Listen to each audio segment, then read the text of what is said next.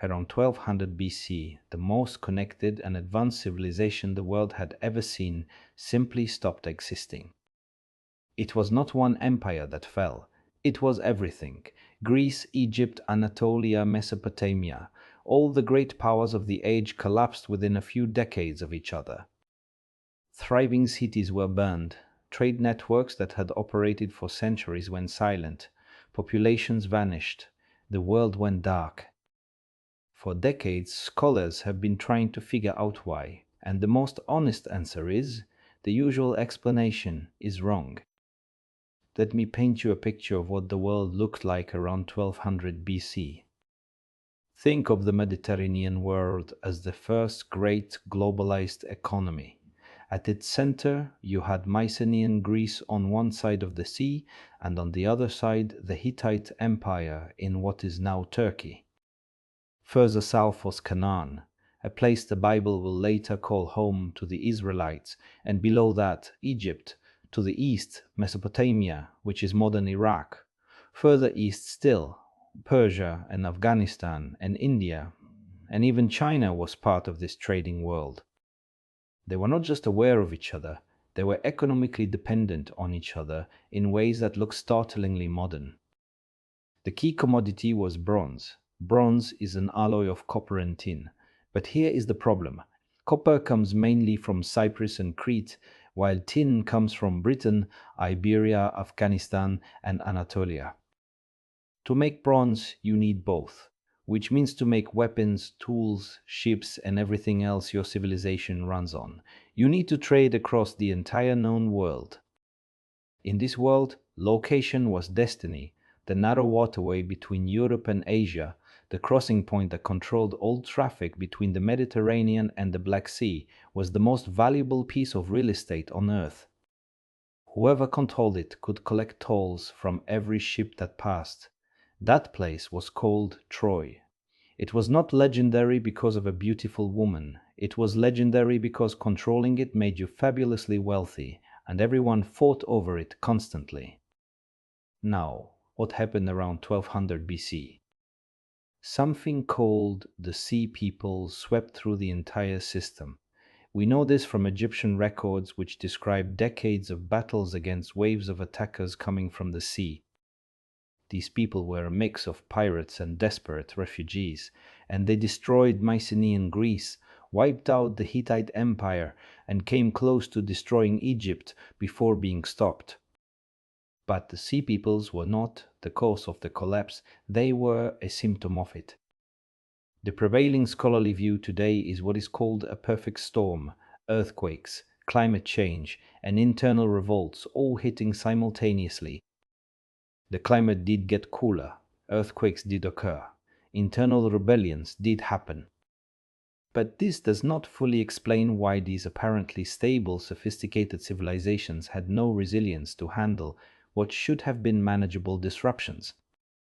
The more powerful explanation comes from a historian named Peter Turchin, and his idea is called elite overproduction, and it is one of the most useful frameworks for understanding not just ancient history, but the world we live in today.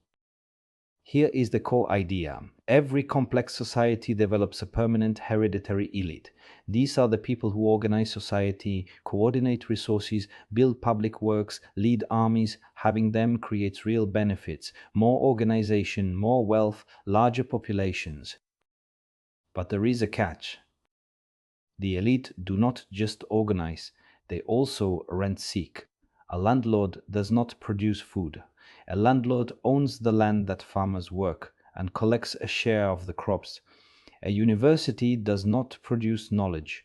A university owns the credential that students need and charges tuition to access it. The elite's primary function, over time, becomes charging everyone else for access to things the elite control. This creates debt. When harvests fail, farmers borrow. The debt compounds. Eventually, they cannot pay it off. Their children become indentured. Their children's children are essentially slaves. A growing percentage of the population has no stake in the system at all. At the same time, the elite keeps growing. They have children. Those children inherit wealth and expectations of status, but the amount of land and power does not grow at the same rate. So more and more elites are competing for the same fixed number of positions at the top. The society becomes like a tower that has been slowly weakened from within. It looks solid, but any shock, an earthquake, a drought, a wave of refugees will bring it down. Not because the shock was unusually powerful, but because the foundation was already rotten. Here is the question that changes everything. Can you avoid this cycle? The honest answer is probably not, and Turchin himself would tell you the same thing, but there are mechanisms that slow it down. One is land redistribution. A strong leader cancels debts and redistributes wealth.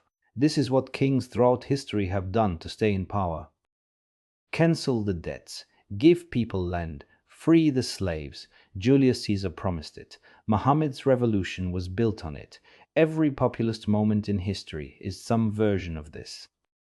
Another option is civil war among the elite themselves, which reshuffles the deck and temporarily clears out the top. The third is empire building. Instead of fighting over the existing pie, go conquer new territory and expand the pie. But all three of these solutions carry their own instabilities. Redistribution creates resistance from those who had wealth. Civil war is destructive. Empires run out of room to expand. So civilizations grow, peak, destabilize, and collapse. Not because they were unlucky or weak or led by fools, because the structure itself contains the seeds of its own breakdown. Here is what gives this story meaning. When Mycenaean Greece collapsed, something new emerged from the ruins. A simpler, more flexible culture that eventually produced Athens, Sparta, Homer, democracy, and philosophy, the foundations of the Western world. When Canaan was destroyed in the Bronze Age collapse, the fragmented people left behind eventually came together and created Israel, which gave us the Bible. The two deepest roots of Western civilization grew directly out of catastrophe. Death and collapse are not the end of the story. They are often where the most important stories begin. That pattern repeats across all of human history. The question is whether we can see it clearly enough to understand what is being built in the wreckage around us